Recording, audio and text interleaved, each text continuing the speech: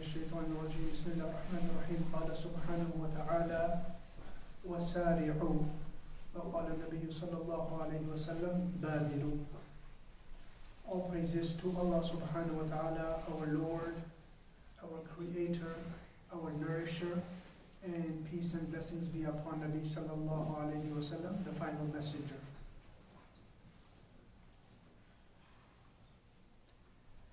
I wanted to speak about what we should be considering when it comes to this time of the year. The fall season, October, November, this time, what could be some of our thoughts? Number one, we're getting away from the warm weather of summer. And some of us might prefer the warmer weather. So as we get further from warmer weather, our natural distaste will come up and say, oh, cold, I don't like it. So that's one thought that passes through some people's minds. But we have to understand that sometimes what is more comfortable for us is not beneficial for us. Not every comfort is a good comfort. Not every comfort is a good comfort. Let's have an example. Someone who has a very slow life, where physically he doesn't have to move too much. So now his heart is very comfortable. There's no need for cardio. He doesn't do any cardiovascular activities. So his heart doesn't beat loud because his job is slow, his life is slow. He doesn't use the stairs, he uses elevators, he doesn't wash his clothes with his hands, he puts it in the washer. Everything is automatic. So now his heart is very comfortable. But any of us who have a good understanding of the heart's health, we know that is not healthy for the person. To have a healthy heart, there has to be a time in the day, or at least in the week, where the heart is pounding harder. The person is running, or jogging, or walking fast.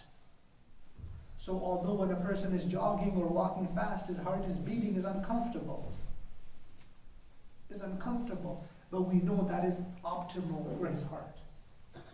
And if you don't have that, that becomes a big problem in the long run. So if you study across the world, a very high percentage of fatalities and deaths, they happen because of heart conditions. We get scared of COVID and other sicknesses, but heart issues are more serious than COVID. Let's get that out of the way. And flu. Heart health is more important. So that was point number one, that we don't like the heat. We don't like the cold sometimes. We prefer the hotter months. But that doesn't mean that just because we are more comfortable in the summer, that summer is always better for us. Can you imagine how many of us had trouble with Fajr Salat in the summer? Let's be honest, how many of us had Fajr problems in the summer? Because summer, the morning was really early. And Isha Salat was very late. So can we imagine how many times we messed up our Fajr Salat in the summer?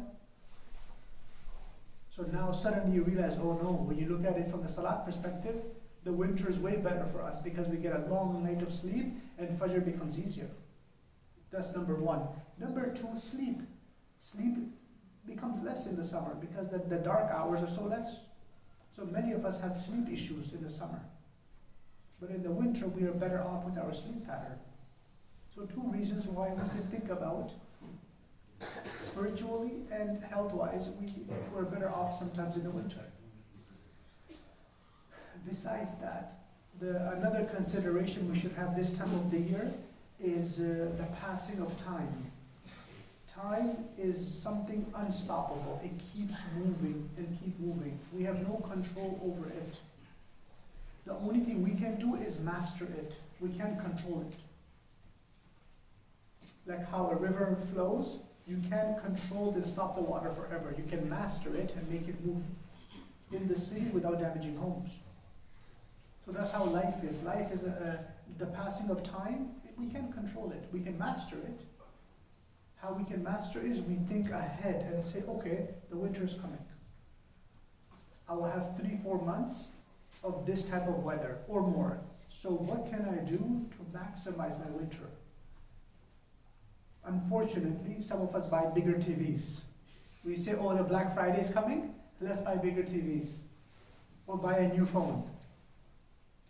Because the sales are coming, so buy more phones, get more internet data, and more Netflix subscriptions, and then we continue our winter. And that's our backup plan for winter. But that shouldn't be it, because if that's the case, my winter will be a waste, complete waste. All I did was go to work, quickly come home, get comfortable, grab my food, stay warm, and just watch. If that's how our winter is, it's a waste. And honestly speaking, that's going to be half of your life, because if you're going to stay in Canada for a long period of time, that's your life. So you can't say, oh, it's winter, I can't do anything. Find something to do.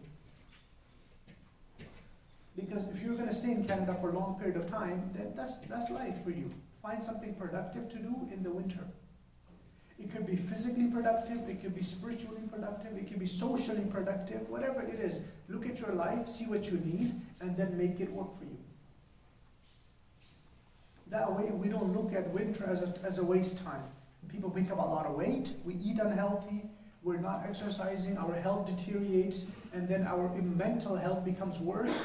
In January, February, March, that's the depression months. The official month of depression is February, where the mental health is the worst throughout the year.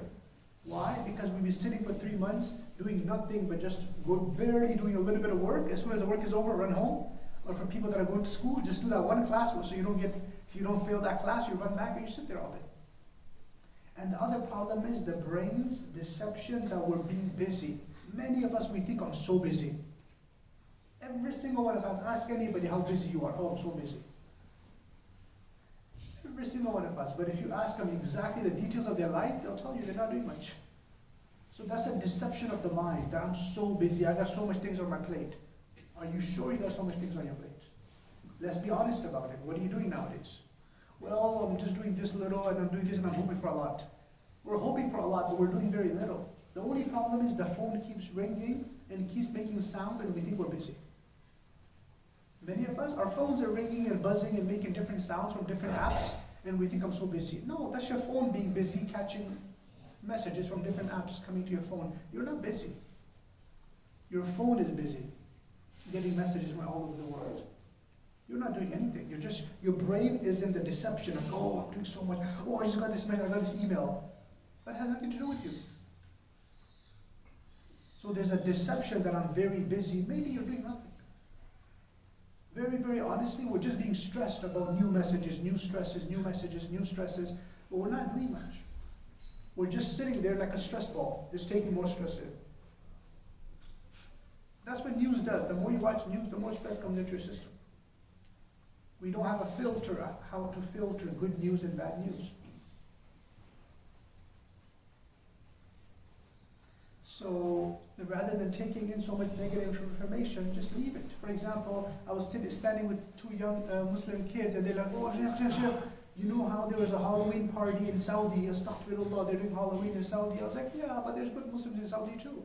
There's some losers celebrating Halloween because they don't have a purpose in life, but there's a lot of good people going for Salat right after that.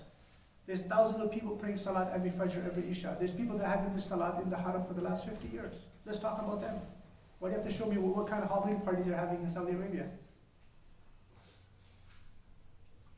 Let's stay productive. Every community has the worthless people. Why be so caught up with the worthless part of the community? Every country, every city, every school, every job site has those negative people. If we focus on the negative for so long, we become a ball of negativity. You stand with any Muslim, they tell you, oh brother, the ummah is going through so much bad. Yeah, there is some bad going on, but continue, right? There's a lot of good carrying on too. There's no need to be so scared, so negative, oh, what's going to happen? Everything is fine, Allah, continue. The fact that you're doing nothing and just standing here stressing me and yourself, that's the whole problem. Me talking about how bad the ummah is doing, and you standing here telling me how bad the ummah is doing, that is the whole problem. We are the problem, because we're doing nothing and just commentating on life passing by. You know you're doing wrong if you're a commentator. You know you're not doing well in life if you're commentating on all the events of life. If you're doing something, you'll have very less time to commentate on things. Because you're busy. You're productive. If people try to trap you and say, what do you say about this, what do you say about that? Baba, it has nothing to do with me. Let's carry on. So that way, we can focus on what is important to us. So as I was saying, winter is a time where we have to master it. We can't be casualties of winter. Winter comes, stay productive. Don't fool ourselves that I'm busy. Maybe you're not busy. And by the way, there's some very fundamental things that need to be done. Number one is da'wah. Many of us, we don't participate in da'wah. Remember, as believers, one person reminding another person about deen has very miraculous benefits. We cannot get over the power of da'wah. Da'wah is a really powerful experience. One person speaks about Allah subhanahu wa ta'ala, the book of Allah, the sunnahs of the Prophet, it changes the other person who's standing there. The Quran talks about this. وَذَكِّرْ فَإِنَّ الذِّكْرَ تَنْفَعُ الْمُؤْمِنِينَ. Remind, because reminder benefits the believers.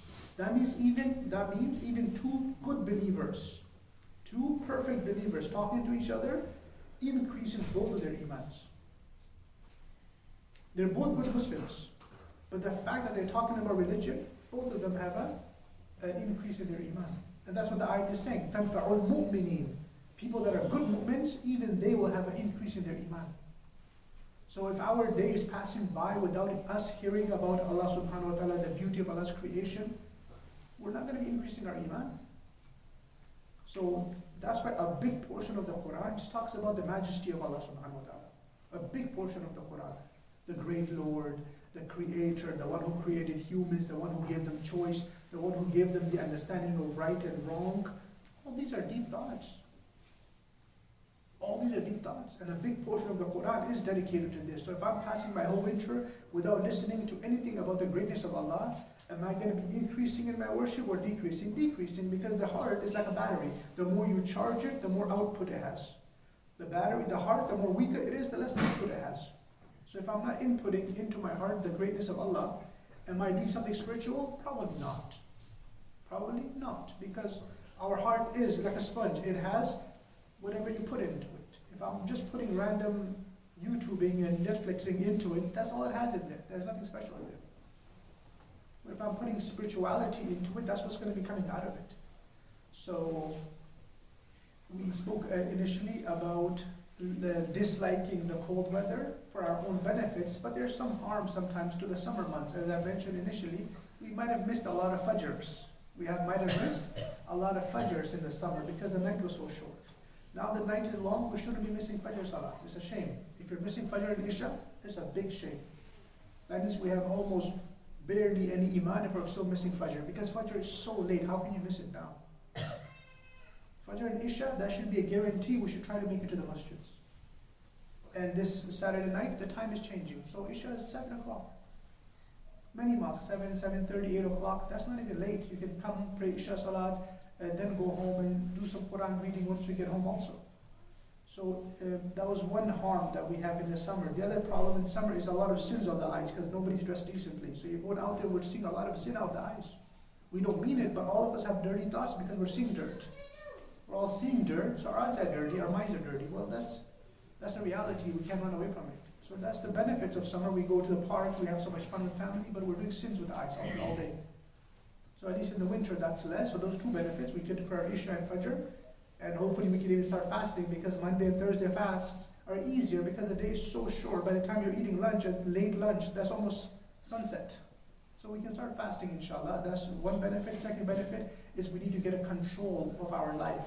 We can't be just like the leaves blowing by the wind. We need to get control over our lives and see what am I doing with my time, how am I going to manage my winter months. They're going to be cold, I might be caught up at home. What can I do to become very productive? We can have time for physical activity. We can also have time for spiritual activity. There has to be a time in our day where I stop other things and I just focus on Allah subhanahu wa ta'ala. There has to be 10 minutes at least 10 minutes where you get to talk to Allah through some dua or through some Quran. So if we look at our schedule, there's no pause for 10 minutes for the dhikr of Allah. And by the way, I'll finish up on this hadith. Nabi Sallallahu Alaihi Wasallam would use a word called hizb. Man nama an hizbihi. Whoever fell asleep and wasn't able to finish his daily hizb. His daily hizb. In our Desi culture, we call it wazifa. Your wazifa, your daily zikr. your daily remembrance. That means, according to the understanding of the Prophet ﷺ and the Sahaba, there was something called your daily hizb, your daily stuff that you do, your daily spiritual things that you do. That means we need to capture that, we need to bring that back to our life where we say, oh, this is my daily hizb time. Don't bother me. That's why even the bottom of the Quran, it says manzil. The word manzil at the bottom of the Quran, that means manzil means stop number 1, stop number 2. You know how we have TDC stops? That's how manzil meant stops. That's why there's 7 manzils. So you can stop reading at the end of 1 manzil and you'll be finished the Quran in 7 days. Good luck with that. We never do that, but that's how the Quran division came. The Quran division came based on the 7 days of the week or the 30 siparas because of 30 days of the month. So we're supposed to be finishing the Quran once a month. Obviously, that's a dream for most of us. We probably don't do that. But that's what I'm trying to say, that part of our day has to have spirituality in there. And once it multiplies over the years, there will be billions of rewards by the time we die. So imagine you having 10 minutes of dhikr time. Every word of remembrance is 10 rewards. So subhanAllah, 10 rewards. So if you said that 100 times in those 10 minutes, add a 0 to that. And then multiply that by all the nights of your life. That's a lot of rewards. So may Allah give us tawfiq to have daily hizb. May Allah subhanahu wa ta'ala make it easy for us to understand the value of time. We are not able to stop time. We can master time and use time properly. And may Allah make it easy for us to pray our daily salats. If someone please put that aside.